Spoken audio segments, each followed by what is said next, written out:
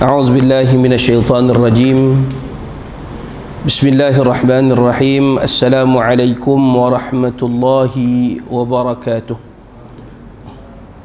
الحمد لله رب العالمين، وبه نستعين وعلى أمور الدنيا والدين. أشهد ونشهد أن لا إله إلا الله، وأشهد أن سيدنا محمدا عبده ورسوله.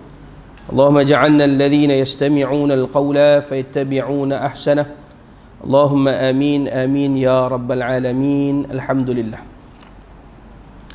Marilah sama-sama kita merafakkan setinggi rasa syukur kehadrat Allah Subhanahu wa taala kerana dengan limpah dan kurnia-Nya dapat lagi sama-sama kita hidup dalam dua nikmat yang terbesar, yakni nikmat iman dan Islam.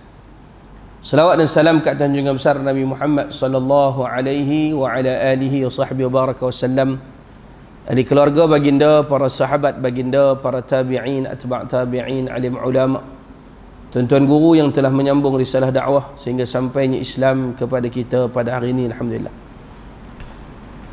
Yang saya kasih, yang saya muliakan Tuan Imam, Tuan Bilal, seluruh dan kuasa surau, para asatizah, pimpinan masyarakat, muslimin, muslimat, sidang Jumaah dikasihi Allah sekalian.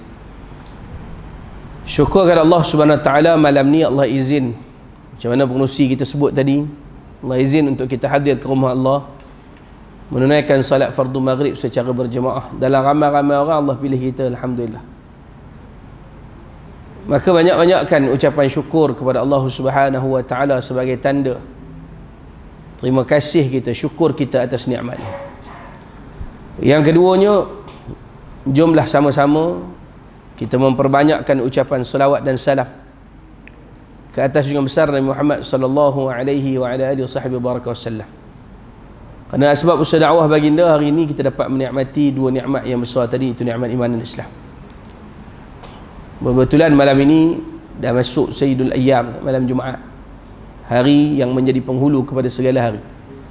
Maka antara tuntutan besar untuk kita adalah memperbanyakkan selawat kepada baginda Nabi SAW, khususnya pada hari Jumaat.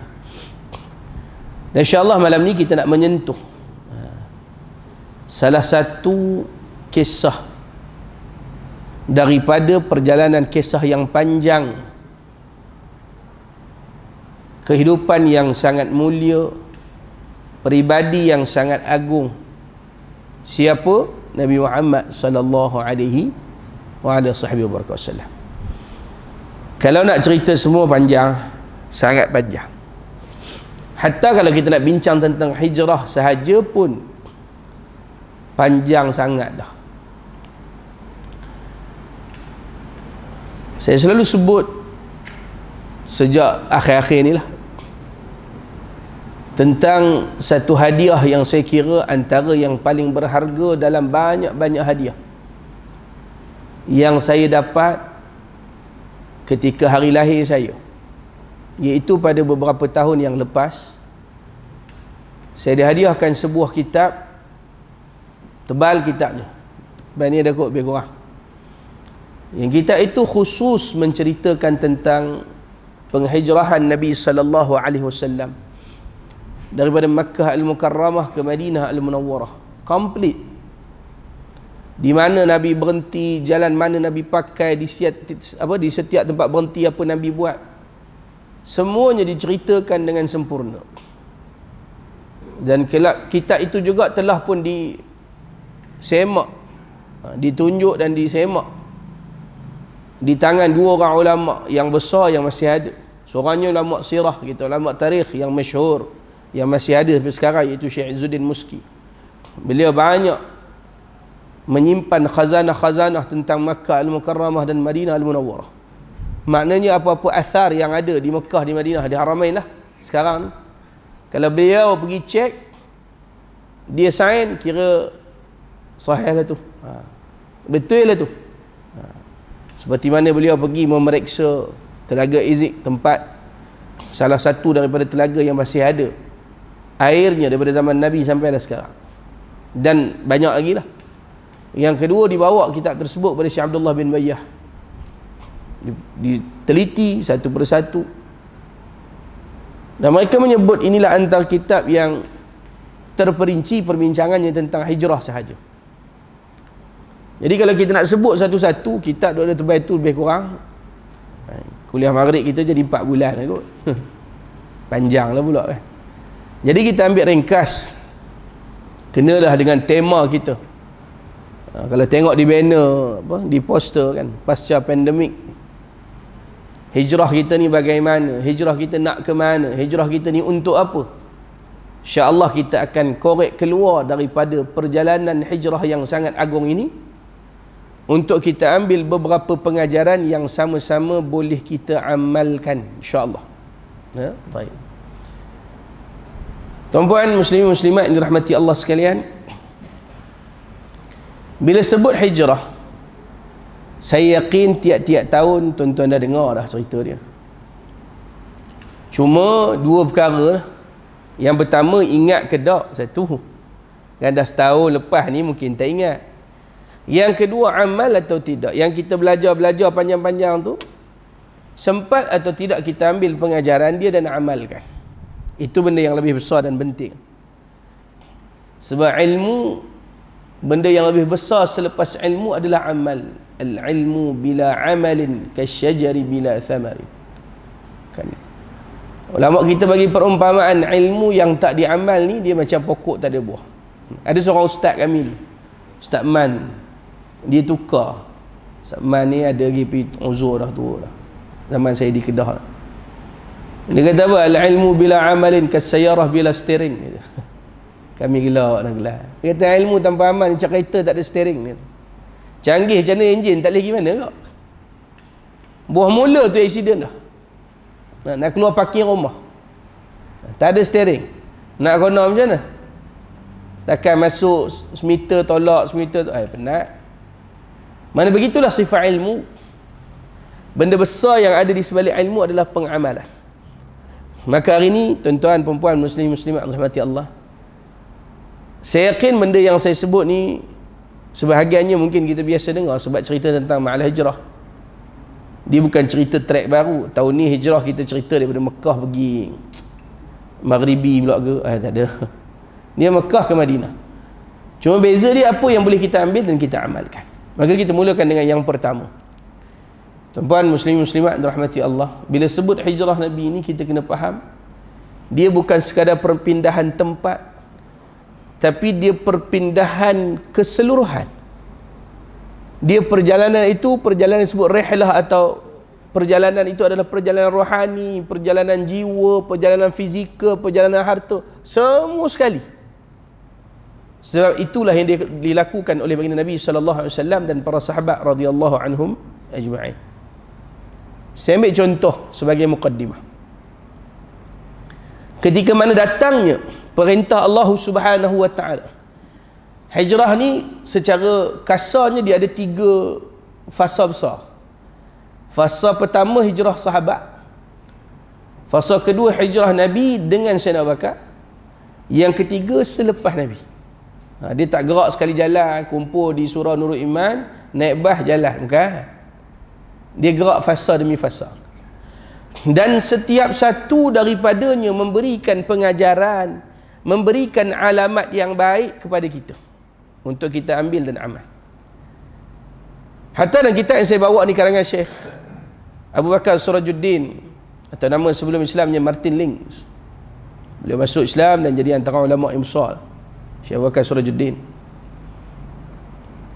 Dia bawa dulu fasal hijrah para sahabat sebelum cerita hijrah Nabi SAW. Maka cerita dia pun panjang. Cerita hijrah sahabat saja 8 muka surat kan, panjang, sehinggalah kepada hijrah Nabi SAW. Tapi ringkasnya adalah, mungkin ada orang tanya atau bermain dalam fikiran kita, kenapa hijrah terasing-asing? Orang ni pergi dulu, orang ni kemudian sikit, orang ni ujung sungguh. Para ulama sebut kepada kita antara pengajaran besar adalah menunjukkan Nabi SAW berhijrah dengan para sahabat bukanlah kerana terpaksa, bukan kerana menurut kehendak nafsu, bukan kerana nak kepuasan peribadi, bukan nak kesenangan dunia. Tidak semua itu melainkan hanya kerana nak patuh perintah Allah Subhanahu Wa Taala. Kat mana bukti dia? Yang pertama, Nabi dengan para sahabat tahu tak bahawa di Madinah lebih selamat dari sudut keadaan berbanding Mekah? Tahu. Kenapa kita kata Nabi tahu? Sebab telah ada Bai'atul Aqabah yang pertama, ada Bai'atul Aqabah yang kedua. Dah hantar beberapa orang sahabat, antaranya Sayyidina Mus'ab yang pergi awal sikit ke Madinah, mengajarkan mereka tentang Islam dan sebagainya. Dan ramai pemuka-pemuka Ansar peringkat awal di kalangan Aus dan Khazraj, Islam di tangan Sayyidina Mus'ab. Mereka janji dah taat setia dengan Nabi. Nak kira secure lah. Kita duduk tempat yang ramai penyamun-penyangak, misalnya kata, kita duduk keliling kawasan kita mungkin ramai sangat atau tinggi sangat kadar jenayah. Tiba-tiba di offer ke tempat yang selesa. Yang jaga tempat baru ni bukan pengawal keselamatan dah, tentera. Rumah kita pula, setiap rumah ada tentera yang bertugas mengawal keselamatan. Rumah tu pula free dengan rumah yang mungkin kita duduk sekarang berbayar. Saiznya lebih besar, keperluannya cukup. Kalau diberi pilihan, tuan-tuan nak pilih rumah mana? Rumah yang terancam tadi ke rumah yang selesa? Kalau yang pilih rumah terancam, kita bawa diri klinik, check up kejap. Takut-takut tak apa nak sihat dah. Barang pasti manusia memilih yang lebih selesa. Tapi tengok dalam hijrah, Nabi bagi sahabat pergi dulu. Nak cerita tentang yang mereka buat ini bukan kerana kepentingan peribadi, nafsi-nafsi, bukan. Tapi nak sambut perintah Allah, nak sambut arahan dari Allah hijrah, maka hijrah. Yang keduanya, tengok sifat Nabi SAW. Pada benda yang sifat dia kesenangan, kenikmatan, orang lain dulu. Sebab tu Nabi pesan pada kita, man qadha hajati akhihi kana Allah fi hajati. Siapa yang tunaikan hajat saudara-saudara dia, mudah-mudahan Allah tunaikan hajat dia, insya-Allah. Kalau nak kira senang, baik Nabi pergi dulu, tinggal orang lain pandai-pandai lah. Dah sahabat jalan dulu. Dalam keadaan kita tahu 3 tahun yang terakhir di Mekah itu, 3 tahun yang sangat mendukacitakan, sehingga ulama sebut sebagai amul huzni, tahun-tahun kesedihan. Isteri yang Nabi sangat kasih itu Sayyidatina Khadijah bintu Khuwailid radhiyallahu anha, ummahatul mukminin, wafat. Bapa saudara yang backup Nabi, Abi Talib, sentiasa backup, wafat. Penentangan orang jahiliyah, orang musyrik, orang Quraisy kemuncak, pemulawan besar-besaran, sehingga tahap pada saat itu sahabat dengan Nabi ni nak makan, kalau ada orang bagi kurma, tamar, ambil isap air dia, kurma tu simpan. Kenapa? Nak makan esok, mungkin lusa. Sebahagian riwayat cerita ada anak yang duduk di atas riba mati sebab tak cukup makan, duduk atas riba mak.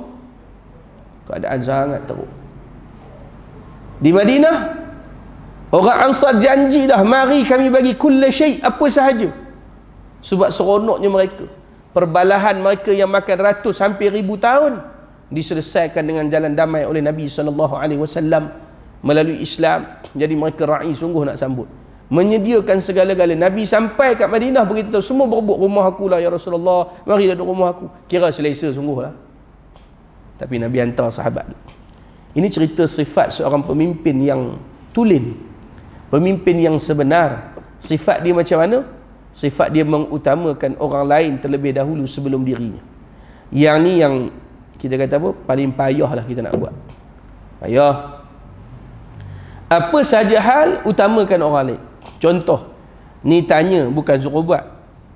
Malam ni ada makan tak? Ada tak makan? Semua tahu ada. Kalau jagi nak pergi makan, kita boleh tengok ada 3 jenis manusia. Selalu bila saya sebut ni pakat tak bangun semua. Sebab apa? Kalau aku bangun, kena aku kategori pertama dia tu. Bagi salam, pop keluar cari. Makanan tu biar dia lah orang mula-mula ambil. Minas sabiqun al-awwalun, tapi buat makan lah. Sebab apa? Kalau nak pilih kambing, dia nak ambil part yang dia suka. Mungkin dekat tulang yang lemak banyak sikit. Ayam, dia nak ambil ayam kat dia dulu. Nasi, dia nak yang dia dulu. Itu orang pertama pergi, ngap makan. Golongan kedua ni orang yang as-sabirun, dia sabar kejap. Kau bangun dah ya, tak apa dia kata. Dia wirid dulu. Kenapa? Sebab orang sebelah dah tengok, awal bangkit. Yang ketiga ni orang yang minal mukhlisina lahuddin. Dia kata makanlah, tak ada sini di rumah pada makan. Kan? Sebab apa? Yang penting aku wirid. Allah janji, Nabi janji, siapa yang duduk dengan imam lepas semayang selagi imam tak bangun, dia tak bangun, dengan maksud ikut wirid, doa sebagainya, selama itu malaikat doakan keampunan untuk dia. Dia nak kejar yang tu. Maka sekejap lagi kita tengoklah kita duduk kategori mana. Bukan tengok orang dah. Tengok kita duduk yang mana. Nak jadi sabiqun al-awwalun, pergi makan ke, minas sabirun, ataupun orang yang duduk minal mukhlisin lahuddin, kita yang mana. Orang tak payah kira, orang-orang, kita. Itu yang utama. Kenapa ada golongan sabiqun al-awwalun ni tadi? Sebab dia tahu makan nak sedap. Takkan kita nak makan benda tak sedap ke tak? Logiknya kita lah pergi dulu. Tapi Rasulullah ambil peringkat yang mana? Ambil yang last sekali tu, iaitu duduklah seketika, taatlah perintah Allah, ikut yang mana Allah suruh. Jadi selagi mana Allah dah suruh hijrah, kena hijrah. Jadi sahabat jalan, ambil nikmati dulu apa yang selayaknya dinikmati. Nabi duduk situ dalam keadaan perit, susah, payah, tunggu. Sebab Allah tak suruh. Sehingga datangnya perintah Allah Subhanahu wa taala pada suatu hari, Nabi pun keluar pergi ke rumah Sayyidina Abu Bakar As-Siddiq. Rumah Sayyidina Abu Bakar ni kat mana tuan-tuan? Kalau Masjidil Haram tu, kita tengok menghadap ke Menara Jam, Safwah kan, Zam-Zam Tower semua tu. Belah kanan ada hotel lama, dulu nama dia, saya lupa dah nama lama dia apa, Hilton. Nama baru dia Allah Muhammad.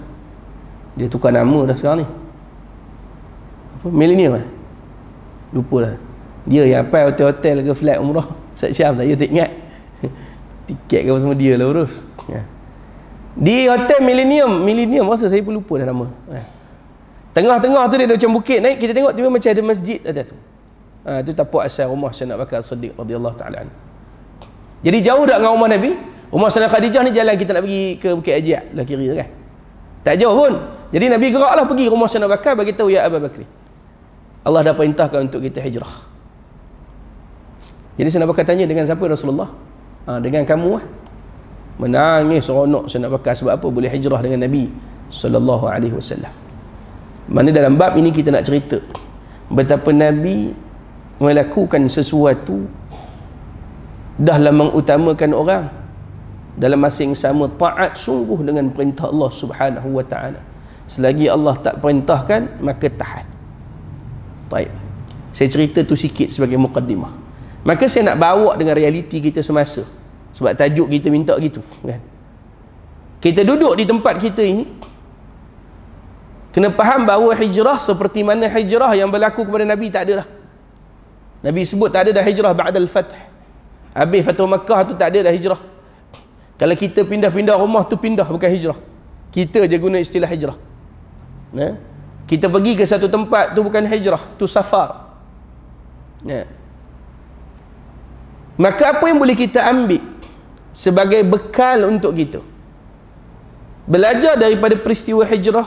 Mukaddimah tadi kita dah sebut dah, bahawa Nabi SAW dalam apa juga bab mengutamakan orang lain terlebih dahulu. Soalan untuk kita tuan-tuan, perempuan, muslimin, muslimat dirahmati Allah, adakah kita begitu sifatnya? Dalam setiap hal dan keadaan mengutamakan orang lain. Ya, waktu pandemik ramai orang yang menggerakkan bantuan macam-macam. Baru kita kenal, oh jiran aku ni susah, oh dia ni tak sihat, dia ni kena ada katil hospital di rumah dia. Rupanya selang 4 pintu dengan kita, selang 6 pintu, tingkat atas 1 je, bawah 1. Selama ni tak perasan. Sepanjang PKP kita giat bantu-bantu. Ni bila dah buka balik, nak masuk ke endemik ni kan, kita mula lupa mungkin. Kita pun tak perasan dah, dia ni ada ke nak makan? Sebab mereka itu bukan susah sebab PKP, dia memang asal-asal susah dah. Jadi tak PKP pun kadang makan tak cukup. Kita jenguk ke tak? Saya bergerak dengan sahabat saya Ustaz Syam. Waktu PKP, kami telefon seorang abang ni. Saya sebut pun tak apalah, dia mungkin tak tengok pun live ni, dia jaga surau dia. Abang Rosli nama dia. Dia ni pembantu amil dekat kampung dia. Bila kita tanya dia, ada tak orang susah sini bang? Tak jauh pun. Saya dah taman kampung belakang taman kami tu je. Dia kata ada ustaz kita bawa. Dia bawa tunjuk rumah orang ni, tunjuk rumah orang ni, bagi orang ni, bagi orang ni. Dengan bersungguh. Tiba-tiba ada seorang orang situ lah juga bagi tahu.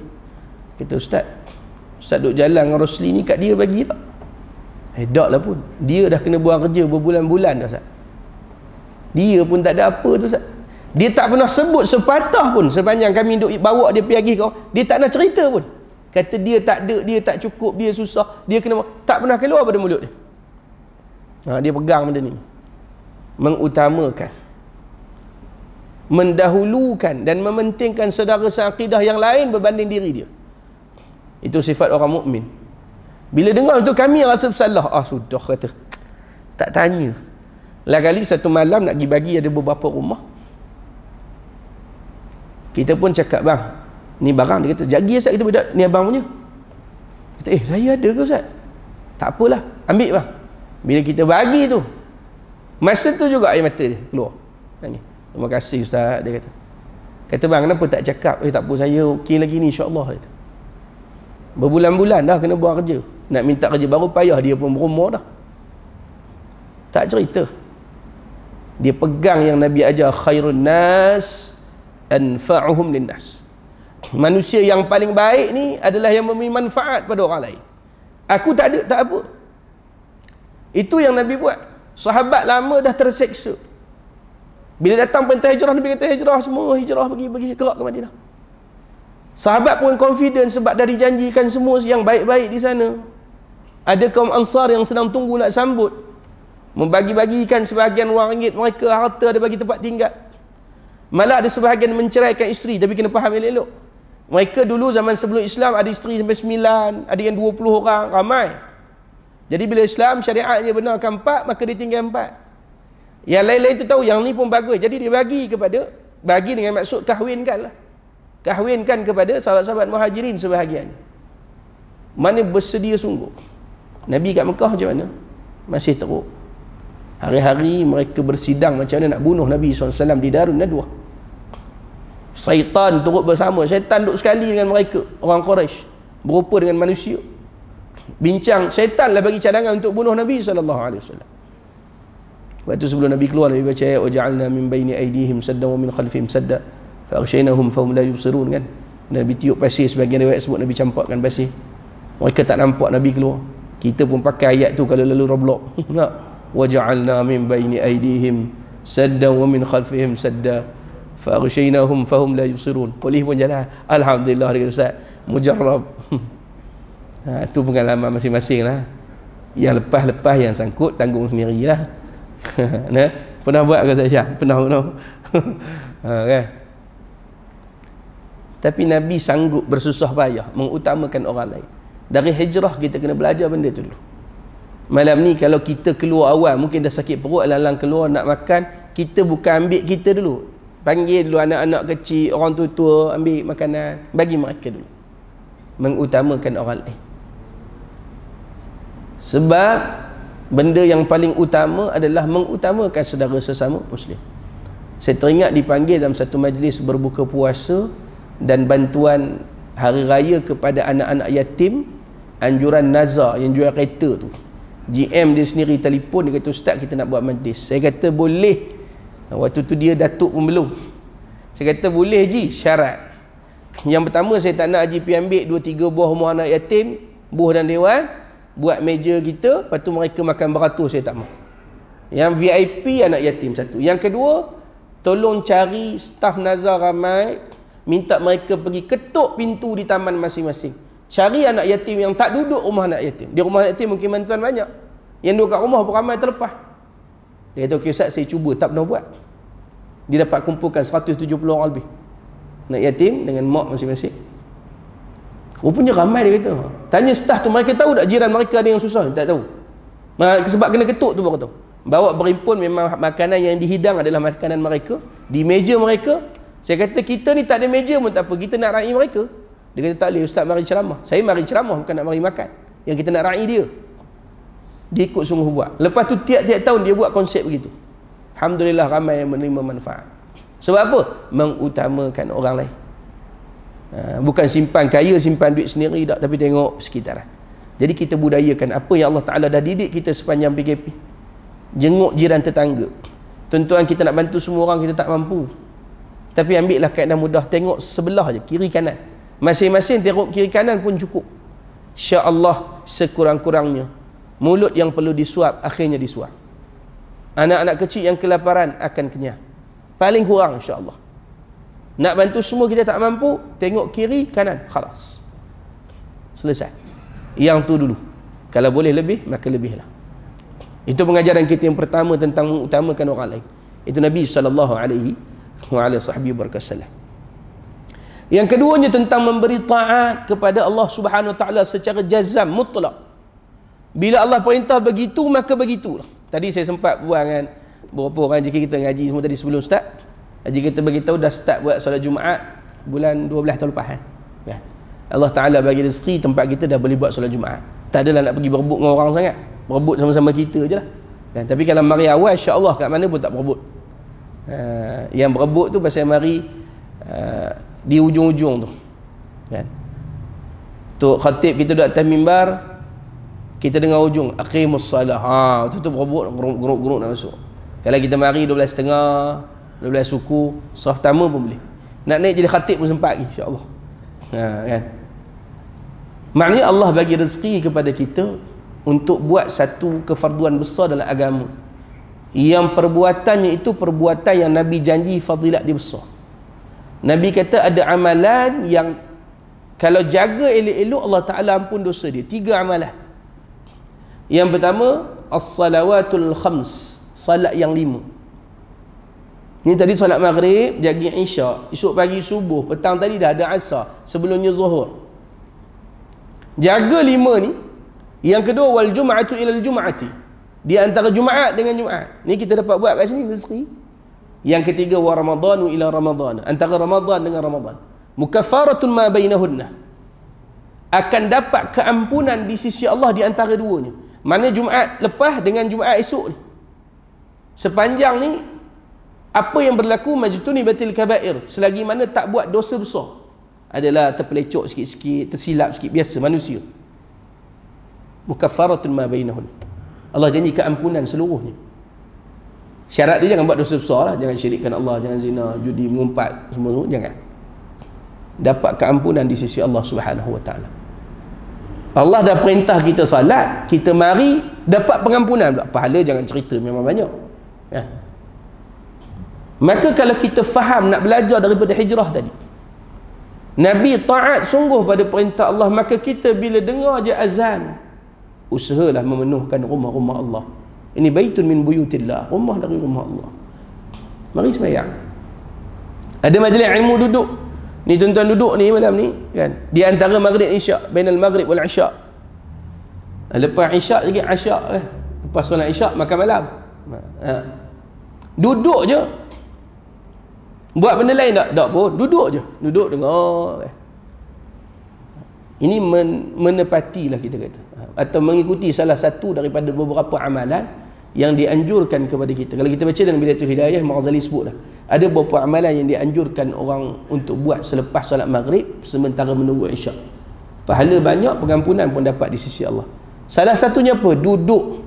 Julus, duduk dalam halaqatul ilm, halaqah ilmu yang mengingatkan kita pada Allah. Faham tak faham, nombor 2 tu. Kadang dengar, kadang terlelap, tu nombor 2. Tapi duduk tu pun dah Allah nak bagi pahala. Maha penyayang Allah Ta'ala pada kita. Taat pada dia adalah ekstra, adalah bonus. Maka tanya pada diri kita masing-masing, kita kejar tak untuk taat kepada Allah sebagaimana kejarnya Nabi dan para sahabat untuk taat kepada Allah?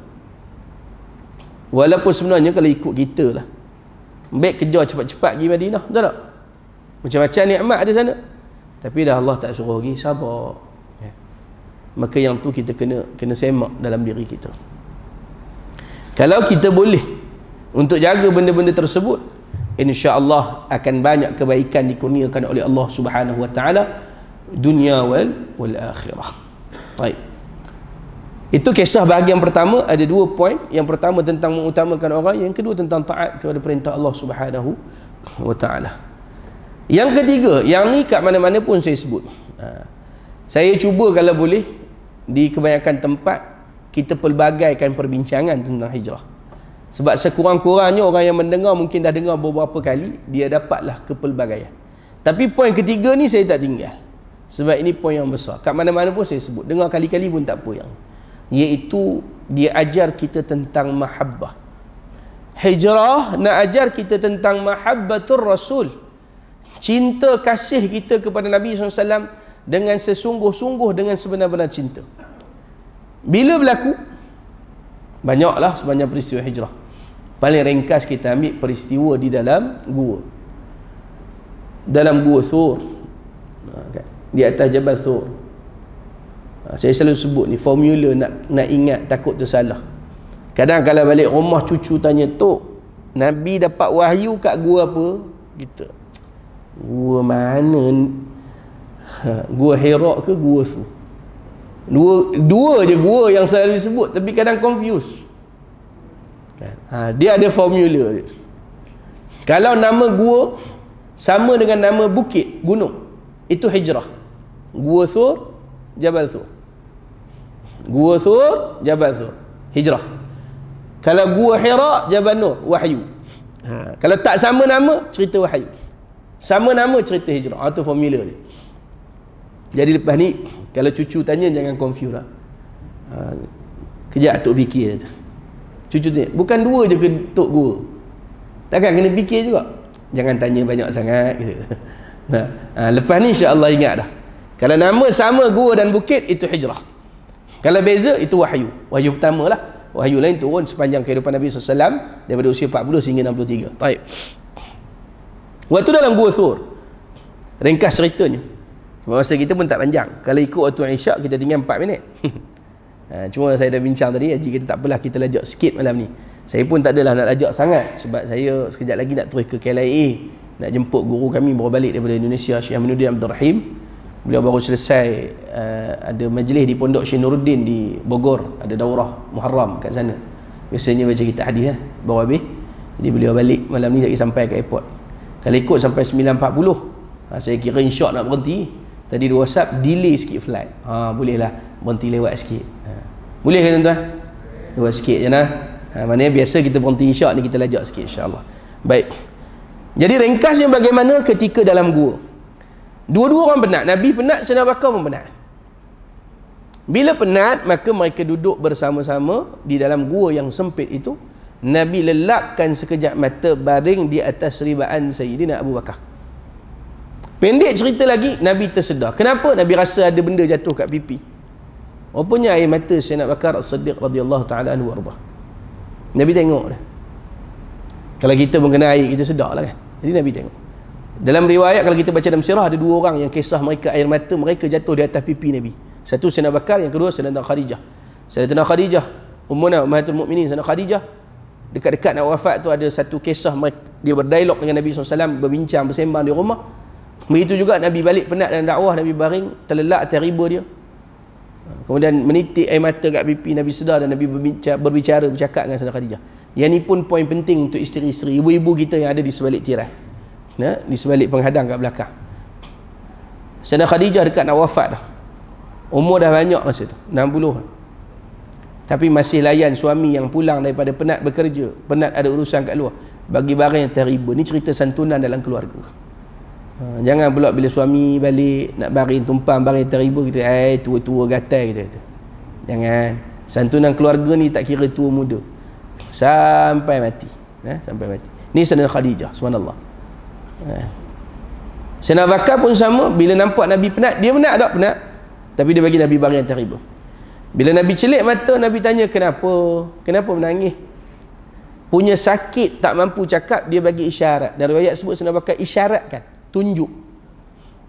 Kakinya telah disengat oleh binatang yang berbisa. Ada riwayat kata ular, dia kata kalajengking. Mudahnya sebut binatang biasa lah. Boleh jadi ular, boleh jadi kalajengking. Sakit yang pernah kena tahulah. Kalajengking ni terutama antara binatang yang kalau sekali dia ngap biasanya mati ya. Risiko dia mati. Bahaya, bisa dia kuat insya-Allah. Jadi ringkas ceritanya, Nabi pun tengok tempat tu, Nabi bacakan doa dan Nabi ludah dengan izin Allah Ta'ala, sembuh. Tapi ni ingat, ni khasaisun Nabi. Nabi ludah sembuh, kita tak usah duk try tengok kawan kena gigit, memang aku ludah sikit, takut bengkak tu pindah tempat. Elok duduk di kaki dia, lekat muka kita elok bengkak. Dia kata aku sakit, dia ludah-ludah pula. Ni khasaisun Nabi, khususiat dia. Ni special case kat Nabi, air keluar daripada celah jari, Nabi belah bulan, ketuk batu pencah keluar unta, Nabi ludah di tempat kena sengatan, hilang bisa sembuh. Semua ini khasaisun Nabi, khusus untuk Nabi SAW. Kita tak ada, tak usah cuba. Setakat rekod, kalau kita cuba ludah, memang pindah tu beralih tempat, bengkak tu, dia beralih tempat. Jadi jangan cuba-cubalah, penyakit boleh. Tapi kita bukan nak cerita sekadar Nabi ludah dan sembuh, tapi yang lebih besar, kenapa Sayyidina Abu Bakar sanggup tahan, tak berganjak walau disengat, menggigil sampai menangis menahan sakit. Kenapa? Sebab yang sedang baring di ribaannya adalah Nabi SAW. Dia takut kalau digerakkan kaki Nabi terkejut, Nabi sedar, ganggu tidur Nabi. Kenapa ni? Sayang. Malah ketika mana orang Quraisy sedang giat memburu Nabi dan Sayyidina Abu Bakar, maka sampai di pintu gua. Siapa yang pernah naik ke atas di Jabal Thur faham, kan tinggi mana pun guanya tu, kedudukan gua kan. Mana kalau kita berdiri memang tak nampak dalam, tapi kalau kita tunduk nampak terus. Siapa duduk kat dalam, berapa orang, sempit je. Waktu tu berlakulah kerisauan. Orang mari nak bunuh, risau. Tapi Nabi muka tenang, sebab ni perintah Allah, Allah jagalah. Tapi di sana terzahir sekali lagi kasih sayang Sayyidina Abu Bakar. Yang ulama sebut kalam ini layak ditulis dengan tinta daripada emas. Apa maksud dia? Kata-kata ni mulia sungguh. Dia tengok Nabi, dia kata, ya Rasulullah, idza qtulani fa ana rajulun wahid. Dia kata, ya Rasulullah, ni musuh ada dah ni, mereka tunduk, nampaklah kita, dan mereka memang nak bunuh kita. Idza qtulani, kalau mereka bunuh aku, fa ana rajulun wahidun, aku hanyalah seorang lelaki, maka bunuhlah. Tawaduk Sayyidina Abu Bakar, dia sahabat paling kanan, orang satu-satunya manusia yang tak pernah mendustakan Nabi dan dapat gelaran As-Siddiq, sehingga ramai orang tak perasan ataupun tak ingat pun nama ayahandanya kan, Sayyidina Abu Bakar bin Abu, orang lupa lah, sebab biasa sebut Sayyidina Abu Bakar As-Siddiq, tu gelaran dia, bin Abu Khafah, nama ayah dia kan. Punyalah taat, membenarkan segala-gala dari Nabi sampai tahap dipanggil Sayyidina Abu Bakar As-Siddiq. Tapi dia boleh kata, idza qtulani fa ana rajulun wahid, kalau mereka bunuh aku, bunuhlah, tak apa, aku hanya seorang lelaki biasa. Tapi jika mereka membunuhmu ya Rasulullah, maka binasalah ummah. Nabi yang seorang itu dibesarkan seolah-olah kalau matinya Nabi dibunuh, maka binasa seluruh ummah. Dia ihtiram sungguh Nabi. Satu bahag. Yang kedua, dia nak bagi isyarat bahawa mulianya engkau ya Rasulullah, kalau mereka nak buat apa, aku dulu. Sahabat ni level sayang dia macam tu. Sebab tu kalau kita tengok dalam perang Uhud, Sayyidina Talhah bin Ubaidillah membentengkan tubuh untuk mempertahankan Nabi SAW. Tahan badan. Ada riwayat sebut 70, ada kata 80. Sekitar itulah kesan tikaman di badan. Jatuh tak? Sedih tak? Bangun dan terus mempertahankan Nabi. Sebab tu zaman Sayyidina Abu Bakar jadi khalifah, orang tanya dia, Amirul Mukminin, boleh cerita tak kat kami macam mana perang Uhud dulu? Sayyidina Abu Bakar jawab apa? Uhud ni peperangan Talhah. 80. Kita kena sunat pun kain gantung seminggu, baru turun main bola, panjat pokok. Tak, potong sikit je hirihnya. Orang perempuan yang melahirkan anak mungkin koyakan tu 10 cm, panjang dah tu 12 cm, panjang pembaris kan, keluar anak 40 hari berpantang peringkat pertama, 100 hari jaga segala-gala. Sebab apa? Sakit. Cuba bayang Sayyidina Talhah kena 80 di badan. Allah. Tapi kenapa sanggup? Mahabbah. Kalau sebab tak sayang, tak buat. Tak buat. Cari penyakit, tak ada badan. Tapi inilah nilai sayangnya sahabat. Sebab tu para ulama sebut mereka layak menjadi sahabat Nabi. Allah pilih dilahirkan pada zaman itu. Dan bukan kita yang dipilih lahir zaman tu, sebab iman kita tak sampai tahap tu, mahabbah kita tak sampai tahap tu. Mereka ni pertahankan Nabi birruh biddam, dengan sepenuh jiwa, dengan darah pun darah lah. Sebab tu saya nak bakar kata, kau nak bunuh aku, bunuh, tak apa. Tapi itu mahabbah, kasih sayang yang mungkin kita terlepas pandang. Betapa sayang Nabi kepada umat. Cuma soalan kepada kita, adakah terbalas sayangnya Nabi kepada kita? Tengoklah selawat kita sehari-hari macam mana. Nak ambil yang paling basic. Paling basic berapa? 10 marrah, 10 kali, sabahan wa masaan, pagi dan petang. Itu pun kadang payah kita nak buat. Jangan cerita 100 kali, jangan cerita 1000 kali, jangan cerita belasan, apatah lagi puluhan, nak pergi ratusan ribu sehari. Memang tak terbuat. Sedangkan Nabi tak pernah lupa pada kita. Level dia sampai tak apa, sampai Nabi duduk dengan sahabat, tiba-tiba Nabi menung. Lepas tu Nabi kata, aku rindu pada saudara-saudara. Sahabat tengok Nabi, ya Rasulullah, kami ada kat sini. Nabi kata, la, bal antum ashabi, bukan, kamu ni sahabat aku. Dah siapa saudara-saudara aku? Mereka orang yang tak hidup sezaman dengan aku, tak pernah tengok wajah aku, tapi mereka beriman kepada aku, mereka kasih dan cinta kepada aku. Tuan-tuan, Nabi sebut tentang siapa ni? Nabi sebut tentang kita.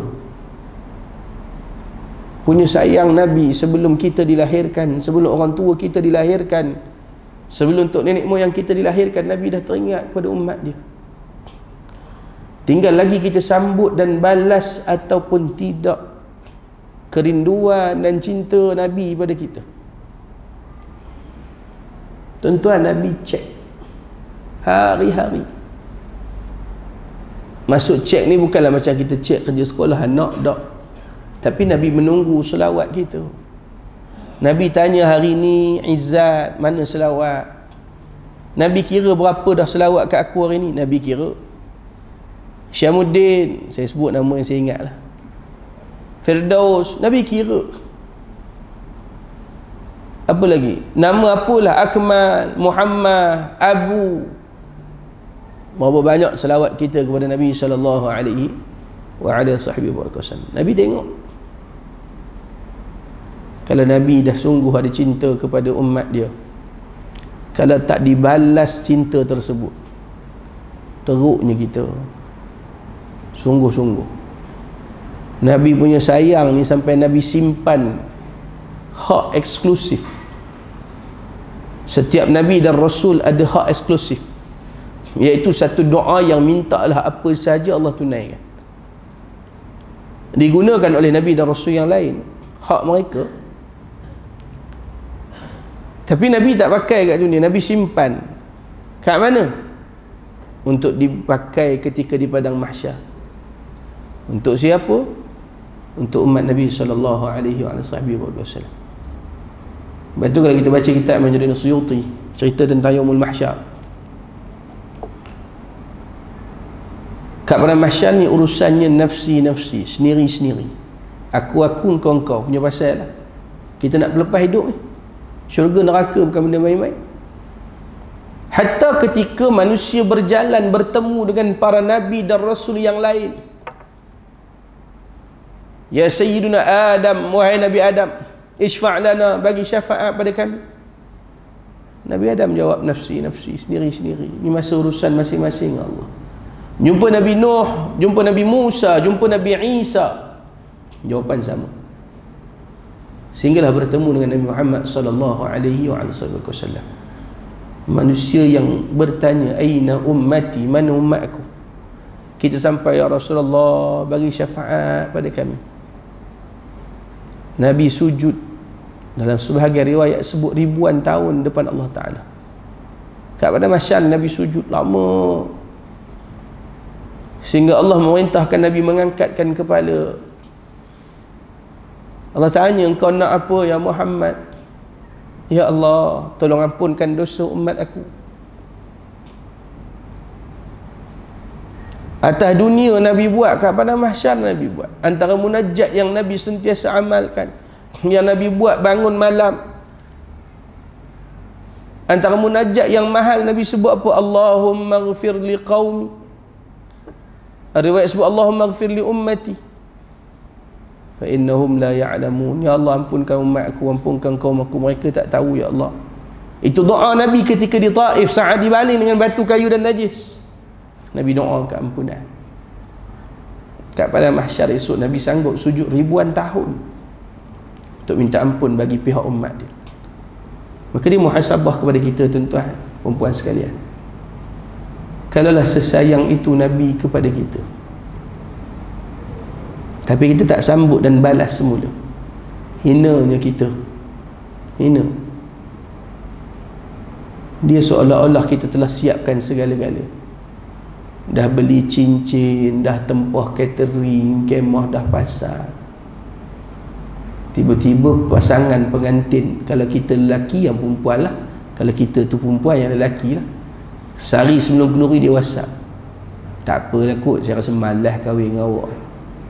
Ui, kita kata tak guna sungguh, aku siap semua dah. Rupanya kasih dan cinta itu bertepuk sebelah tangan. Marah tak kalau kita kena gitu? Marah. Tapi kenapa kita tidak marah pada diri sendiri saat kita melayan Nabi macam tu? Nak selawat berat, orang selawat marah. Nak sebut nama Nabi susah, orang dah sebut nak sambut pun payah. Sepatutnya bila dengar je nama Nabi sallallahu alaihi wasallam, kita terus sambut sallallahu alaihi wasallam. Orang dah tolong sebut, kita nak sambut pun payah. Menceritakan mungkin miskinnya jiwa kita daripada kecintaan. Hijrah mengajar kita tentang mahabbatur Rasul. Sahabat ni sayang sungguh kat Nabi. Sayyidina Syuaib Ar-Rumi, di offer, kau nak Muhammad kena harta. Dia kata, kalau aku ikut Muhammad dan aku serahkan semua harta aku kepada kamu, kamu tak kacau lah? Ya, okey, ambil semua. Seolah-olah kita nak keluar surau tu, ada tabung surau kan, tak ambil duit kita dalam tu, tinggal kad bank yang pasut-pasut letak kali, balik pergi ambil geran tanah buh dalam tu, wabah wakaf kat surau. Boleh buat? Saya pun tak berani. Sungguh kita fikir, kalau aku bagi aku nak duduk mana? Kalau buh pun cerita, aku nak balik dengan apa? Buh semua duit lagi, aku nak beli barang apa? Kita fikir, normal manusia berfikir. Sahabat tak ada. Bila Nabi minta bagi, satu saya nak bakar, bila Nabi tanya, apa tinggal kat engkau ni? Allah wa Rasuluh, tinggal Allah wa Rasul, bagi semua. Nak cerita mereka di taat, kecintaan besar. Yang ni benda paling payah kita nak buat hari ni. Dan yang tu wajib menjadi muhasabah kepada kita. Kalau betul ada rasa cinta kepada Nabi SAW, sambutlah, sambut. Sekurang-kurangnya biasakan diri. Kalau sebelum ni tak disiplin selawat, start sagi ni kira bagus. Ni permulaan hari, maghrib tadi permulaan hari, kita buat ada 10 kali ke sehari. Kalau rasa berat 10 sekali pun tak apa. Selawat dengan baik, Allahumma salli ala sayyidina wa maulana Muhammad. Dah biasa tiap-tiap hari sekali tu, seminggu dah biasa gitu, upgrade pula jadi 10 kali sehari. Tak apalah berdikit-dikit perlahan-lahan. Biarlah sampai tahap akhirnya selawat itu menjadi mainan di dalam hati dan bibir kita. Mulut sebut hati berasa, mulut sebut hati. Biar sampai gitu. Jangan sampai selawat tapi dah tak ada rasa. Baca kisah para sahabat selepas kewafatan Nabi, orang baru sebut nama Nabi je pecah habis kira ni. Hati tu seolah-olah pecah berkecah, terkenangkan kerinduan yang memuncak. Ibn Abbas pindah duduk di Taif. Bilal sebagian riwayat sebut lari pergi duduk di Syam. Sebab apa? Tak sanggup berjalan di atas bumi Madinah, sedangkan jasad Nabi disemadikan di bawah tanah. Teringat kat Rasulullah. Imam Malik bin Anas masuk kawasan Madinah, tak pernah pakai kasut. Dia kata, aku nak biar setiap tapak yang pernah dipijak oleh Nabi, tapak yang sama dipijak oleh kaki aku. Jadilah. Ni mahabbah. Ni mahabbah. Bersungguh para sahabat, para salafun salih, para ulama nak mengejar kecintaan kepada Rasul sallallahu alaihi wasallam. Kita yang duduk jauh, sudahlah jauh dengan tempatnya. Kita duduk kat Malaysia, Nabi disemadikan jauh di kota Madinah. Jauh. Tapi cukuplah jauh dengan tempat, jangan jauh pada jiwa. Biar selawat kita tak putus kepada Nabi. Biar dihidupkan majlis-majlis pembacaan tentang Nabi ini setiap hari dalam hidup kita. Sikit banyak cerita nombor 2. Kami pergi ziarah guru kami Ustaz Isyam ada sekali masa tu, Syekh Ibrahim Masran Al-Banjari hafizahumullah, seorang ulama yang besar sebenarnya ada di negara kita, duduk di Johor. Tapi mastur, orang tak kenal sangat. Syekh Ibrahim Masran alim masya-Allah, sepanjang PKP boleh siapkan hampir 100 buah kitab dalam syarat semua, tulis tangan tuan-tuan, insya-Allah. Antara yang siapnya tafsir 30 juzuk Al-Quran, nama Nailul Aman, 30 juzuk. Kita 2 tahun PKP tak tahu apa. Mereka khadimul ilm, khidmat pada ilmu Allah. Dia pesan pada kami, dia kata apa? Pastikan hidup di setiap rumah dengan majlis-majlis mengingati Rasul sallallahu alaihi wasallam walaupun sedikit. Biar ada mahabbah. Kalau sebut nama Nabi terus teringat. Biarlah kita ingat Nabi ni seolah-olah Nabi ada di depan kita walaupun Nabi telah wafat. Benda ni lah benda paling besar yang paling payah umat nak buat. Tuan-tuan, di mahsyar kita nak duduk satu tempat je, tahta liwa'i sayyidina Muhammad, di bawah bendera bahasa kita, di bawah panji-panji Nabi Muhammad sallallahu alaihi wasallam. Tak mau tempat lain. Doa kita lepas salat, Allahumma ja'alna, ramai-ramai min ahli syafa'ati Rasulillah. Allahumma zuqna, ya Allah rezekikan kami. Untuk apa? Duduk tahta liwa'i sayyidina Rasulillah sallallahu alaihi wasallam. Nak duduk di bawah panji-panji Rasulullah. Itu doa kita. Maka kalau betul doa kita begitu, sambutlah dengan kehidupan itu. Biarlah jarak dari sudut fizikal jauh, tapi roh dan jiwa tak pernah jauh. Selawat kita tanpa henti, sunnah-sunnah Rasul kita ikut tanpa henti, sentiasa, jangan henti. Saya sebenarnya nak pakai serban segan. Sebab apa? Kita rasa ramai tok-tok guru masih ada, malu depan tok-tok guru kita pakai serban. Sebab kalau kita pergi di Rubat Tarim misalnya, kata yang pakai serban ni Syekhul Masyayikh,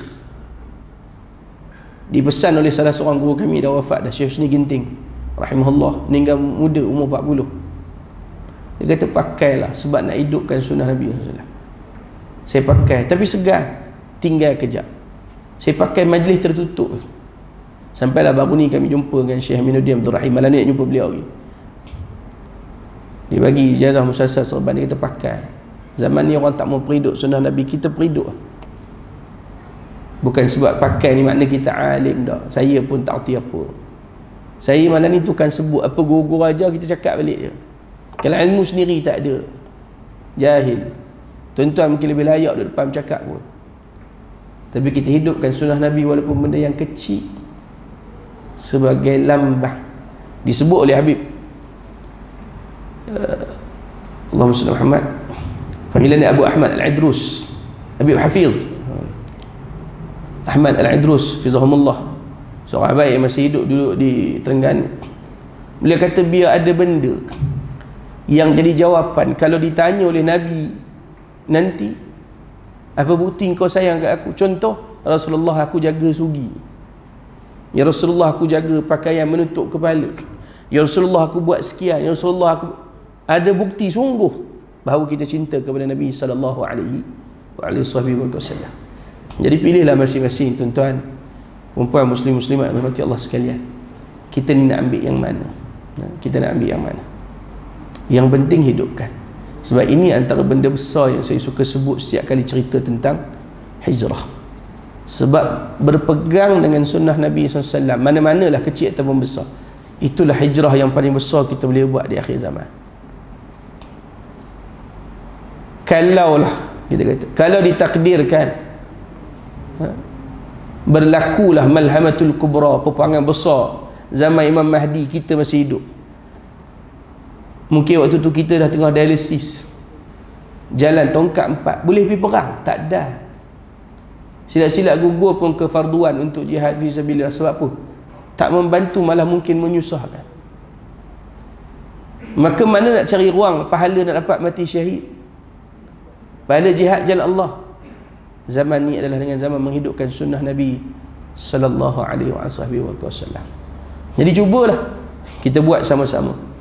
Mudah-mudahan mengambil semangat ma'al hijrah.